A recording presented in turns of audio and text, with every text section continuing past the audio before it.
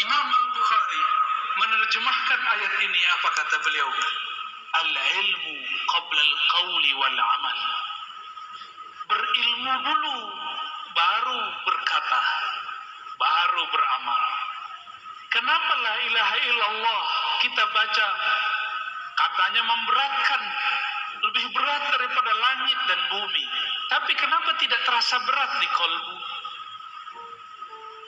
Kata orang berdasarkan ayat tadi, jika disebut nama Allah wajilat qulubuhum, jika disebut nama Allah bergetarlah kolbu.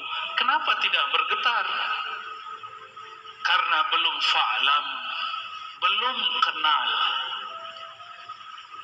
Saya ini heran ngelihat Paman Birin kemana-mana pakai sendal sendal apa namanya tuh? Sendal jepit. Masya Allah. Kalau ziarah orang nggak ngelihat saya, ngelihat beliau. Kalau orang tidak kenal beliau, dikira siapa nih? Wah, kayaknya tamu nih, tamu biasa. Tapi kalau kenal, hormat. Semua orang hormat. Apabila kita tidak kenal seseorang, cuma kenal namanya, maka tidaklah bergetar jika disebut namanya. Tapi kalau sudah kenal yang disebut namanya, namanya diulang-ulang dalam kolbu, itu akan mengguncangkan isi kolbu. Inilah yang dikatakan Nabi Sallallahu Alaihi Wasallam, Inna Allah harrama 'alan nar. Sesungguhnya Allah mengharamkan terhadap neraka antamussa, untuk menyentuh man qala la ilaha illallah min qalbihi au nafsi, yang membaca la ilaha illallah dimulai dari kolbunya atau dari jiwanya. Maka zikir itu tekniknya mesti dari dalam kolbu atau dari dalam jiwa. Maka berdasarkan itu, zikir yang wusul, zikir yang membuat getaran itu cuma dua.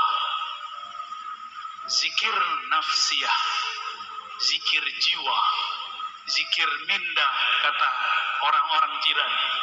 Yang kedua, zikir qalbiyah, zikir kolbu. Mungkin ada yang bertanya, lalu zikir ruh apa? Ruh tidak ada zikir. Ruh itu bukan lagi berzikir. Zikir artinya menyebut. Kenapa kita menyebut? Karena yang disebut belum terasa hadir. Kalau ruh makomnya makom ihsan, maka ia tidak lagi menyebut-nyebut karena yang disebut sudah hadir.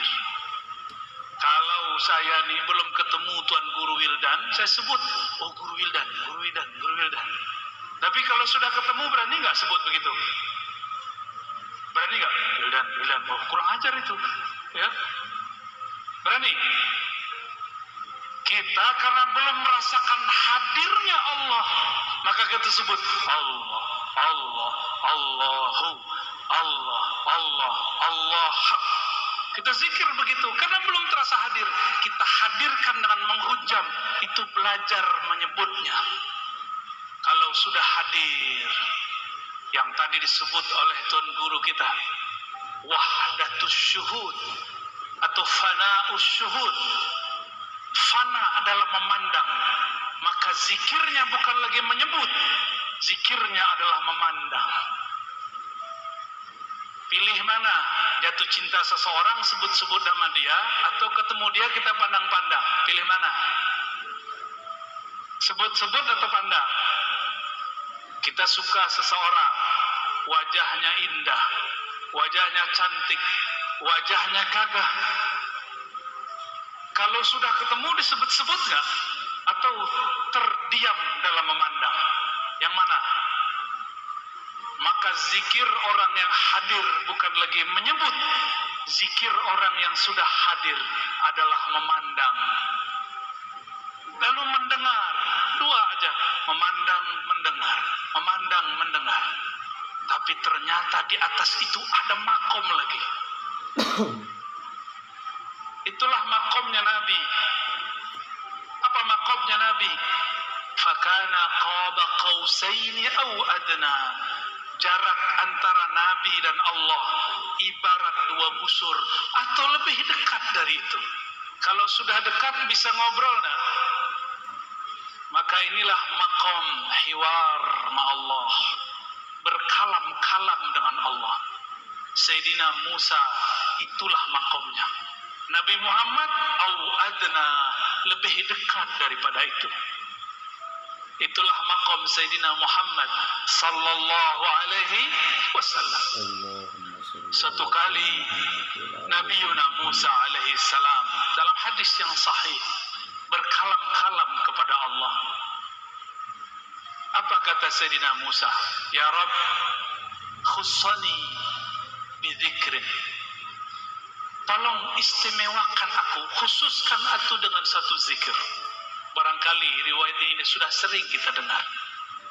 Lalu doa Allah mengatakan, Ya Musa, qul la ilaha illallah. Wahai Musa, cukuplah engkau membaca la ilaha illallah. Apa kata Sayyidina Musa? Ya Rabb, ini zikir dibaca oleh orang awam ataupun khawas. Tolong khususkan aku dengan satu zikir saja. Apa kata Allah? Ya Musa, seandainya kalimah la ilaha illallah itu ditimbang dengan langit dan bumi, maka satu kalimah itu yang ikhlas lebih berat daripada langit dan bumi. Maka nanti di akhirat akan ada sekelompok orang tidak punya amal apapun, maka dia mau dikirim oleh malaikat azab. Tiba-tiba Allah berkalam.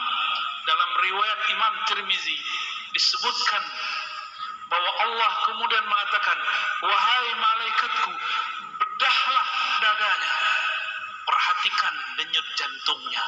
Ternyata jantungnya bergetar dulu menyebut la ilaha illallah. Diambillah jantungnya itu, ditimbang dengan semua dosanya. Dalam hadis Imam Tirmizi dikatakan, dosanya sepanjang mata memandang. Tapi ketika ditimbang dengan kalimat la ilaha illallah, apa yang terjadi? Semua dosanya kalah. Yang menang kalimatut thayyibah la ilaha illallah. Jadi ini kalimat bukan main-main. Maka jangan main-main dengan kalimat la ilaha illallah. Ini lebih berat daripada langit dan bumi, lebih berat daripada gunung, lebih berat daripada air yang ada di lautan. Gak ada apa-apanya. Maka Sayyidina Musa kemudian berzikir la ilaha illallah. Dalam riwayat lain, disitulah terjadi dialog panjang antara Nabi Musa dan Jibril. Beliau melihat di ufuk, suatu ujung bumi, banyak sekali umat. Kata Nabi Musa, hai Jibril, itukah umatku? Kata Sayyidina Jibril, betul. Lalu beliau diperjalankan lagi ke negeri yang lain. Maka Sayyidina Musa melihat umat yang lebih banyak daripada umatnya. Kata Sayyidina Musa, hey Jibril, itu umat siapa? Umatku juga? Nabi Musa sudah gak yakin, karena umatnya banyak dulu ingkar. Kata Sayyidina Jibril, wahai Musa, itu umat akhir zaman. Kita di akhir zaman bukan? Di akhir zaman. Namun Nabi Musa kepedean. Bril, itu umat saya bukan? Saya enggak yang jadi nabinya. Nabi Musa sama Jibril itu udah kayak orang kenalan, bro panggilnya. Bro Jibril, itu umat saya bukan? Bukan, kata Jibril. Oh, kok bukan saya jadi umatnya? Kata Sayyidina Jibril alaihissalam, itu umat akhir zaman. Kalau gitu, saya aja jadi umat akhir zaman. Maka memintalah Sayyidina Musa, ya Allah, jadikan aku nabi umat akhir zaman. Apa kata Allah? La ya Musa, tidak wahai Musa. Nabi akhir zaman itu Muhammad sallallahu alaihi wasallam. Disitulah beliau angkat tangan, ya Rabb, kalau begitu jadikan aku salah satu dari umat akhir zaman, umat corona, ya.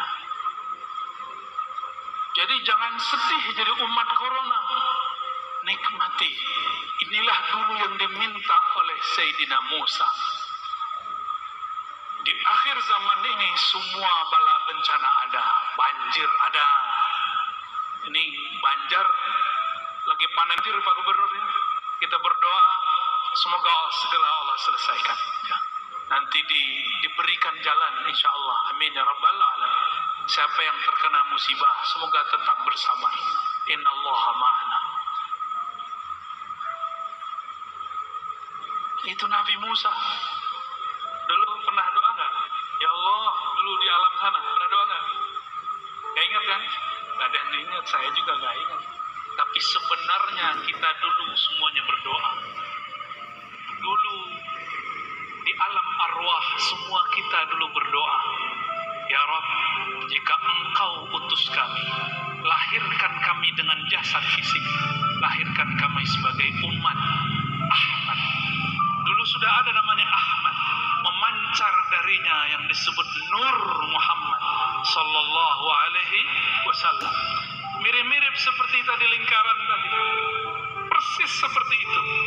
Di tengahnya ada Ahmad.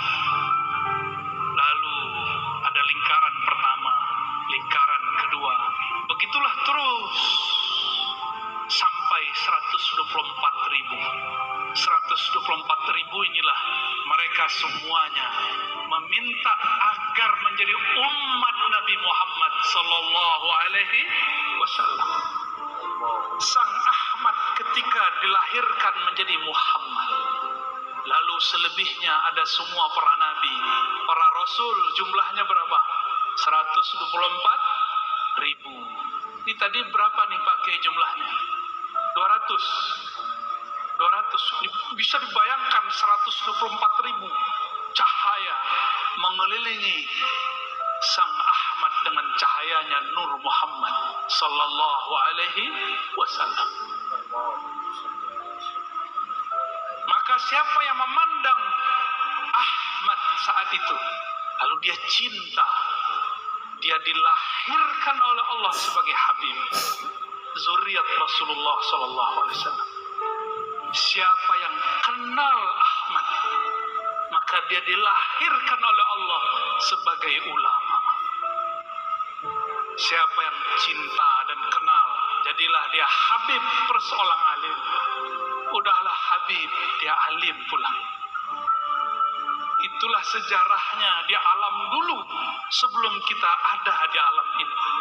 Jadi bukan sembarangan kok ada Habib terlahir Habib, kok ada Kiai, Gus, alim terlahir sebagai orang alim. Bukan sembarangan, itu adalah sejarah yang berulang. Semua para nabi berdoa jadi umat Nabi Muhammad, tapi yang terzahirkan dalam riwayat cuma 12. Apakah itu terwujudkan? Coba perhatikan kisah daripada Isra baginda Nabi Muhammad sallallahu alaihi wasallam. Di ujung Isra beliau diperintahkan jadi imam, benar gak? Di belakangnya semua para nabi, bukan? Itulah tanda sah semua para nabi menjadi makmumnya Rasulullah sallallahu alaihi wasallam. Jadi umat Nabi Muhammad sallallahu alaihi wasallam. Tapi meskipun demikian, semua bencana ada di zaman ini, semua maksiat pun ada di umat ini. Tapi nggak usah khawatir. semua ma'rifatullah diturunkan pada umat ini, khususnya akhir zaman, dan sudah dimulai di negeri ini dulu oleh Syekh Abdul Somad Falimbani, Syekh Muhammad Arsyad, bahkan dengan lugas, dengan jelas sekali abah guru sekumpul juga mensyarah tentang ilmu ini. Dan kita nggak boleh berhenti, kita teruskan kajian-kajian ma'rifatullah mengenai Nur Muhammad sallallahu alaihi wasallam. Inilah ma'rifat yang dulu dicari oleh para arwah. Maka berkatalah Al-Habib Zain bin Smith, begitu juga Syekh Abdullah Faiz Ad-Dagestani An-Naqsyabandi. Apa kata mereka? Dengan makna yang sedikit berbeda, lafaz yang sedikit berbeda, maknanya hampir sama. Siapa yang wafat, meninggal, mati, belum cukup suluknya, riyadahnya, belum cukup ma'rifatnya, maka dia, jika dia seorang mukmin, dia mesti menyempurnakan jika masuk alam kubur. Jadi jangan dikira masuk kubur langsung ketemu Allah. Belum tentu. Orang masuk kubur disidang dulu man rabbuk. Kecuali seperti tadi saya dijemput oleh timnya Paman Birin, keluar dari pesawat langsung ada yang jemput, nggak perlu lewat-lewat tempat biasa. Itu kalau kenal yang punya, yang mimpin negeri Kalsel, yang menguasai rajanya alam barzakh, yang boleh membantu di padang mahsyar siapa? Baginda Rasulullah sallallahu alaihi wasallam. Maka siapa yang kenal beliau, sering menyapa beliau, sering berselawat kepada beliau, nanti beliau kirim orang-orangnya untuk menjaga kita. Bahkan jika kita ini orang spesial, Rasulullah sendiri yang menyambutnya. Kalau disambut oleh Rasulullah, berani nggak mungkar nakir tanya? Mungkar nakir langsung bilang, siap Pak Wali. Bukan wali kota, waliullah. Gak berani mungkar nakir sentuh. Kenapa? Karena dia kekasih Rasulullah sallallahu alaihi wasallam. Maka yang ditanya di kubur cuma dua, mukmin, munafik. Adapun wali nggak ditanya. Wali ini ada dua, wali Allah, wali setan. Itu nggak ditanya. Pilih mana? Hadirin pilih mana? Wali Allah atau wali setan? Wali Allah. Wali itu artinya bukan orang sakti. Wali itu artinya yang cinta kepada Allah. Mungkin nggak cinta tanpa kenal. Mana ada orang jatuh cinta tapi nggak kenal? Mungkin nggak? Nggak ada kita cinta seseorang nggak kenal. Kita kalau senang seseorang, kita cari namanya di Facebook, kita search namanya di IG, Instagram, kita cari-cari kalau ada di Google. Itu namanya ma'rifatul asma. Maka jatuh cinta pertama mencari nama yang dikasihi. Semakin kenal nama, semakin kenal yang punya nama. Maka orang-orang yang kenal Rasulullah pasti dia menyimpan nama-nama Rasulullah sallallahu alaihi wasallam. Oleh karena itu ulama kita dulu buat kaligrafi indah mengenai nama-nama, ditulis dengan sangat bagus dalam kitab-kitab salawat, dipelajari, disyarah oleh ahli-ahlinya. Karena kenal Rasulullah dimulai dengan kenal nama. Begitu juga kepada Allah. Siapa yang kenal kepada Allah, maka kenalnya, mengertinya dengan nama-nama lebih banyak daripada yang tidak mengerti. Minimal kalau mau menjadi wali Allah level pertama, kuasai dulu ilmu ma'rifatul asma'il husna, ilmu mengenal asma'ul husna. Maka harus ada majlis syarah al-asma'ul husna. Saya lihat ada beberapa ulama di sini yang mensyarah itu. Semoga tambah banyak. Tambah banyak. Mungkin sebagian ahli hikmah menggunakan kata-kata asma untuk jadi wirid dengan angka-angka tertentu. Itu kalau mau jadi ahli hikmah. Tapi kalau para pecinta, dia tidak perlu angka-angka. Disebut saja nama Allah. Sebut saja Rahman, Rahim. Namun kalau ingin belajar ilmu angka, ada ilmunya, disebut ilmu hurufi wal adat. Ya? Ilmu huruf, ilmu hurufi wal adat. Dan itu ada babnya. Hadirin hadirat yang dimuliakan Allah.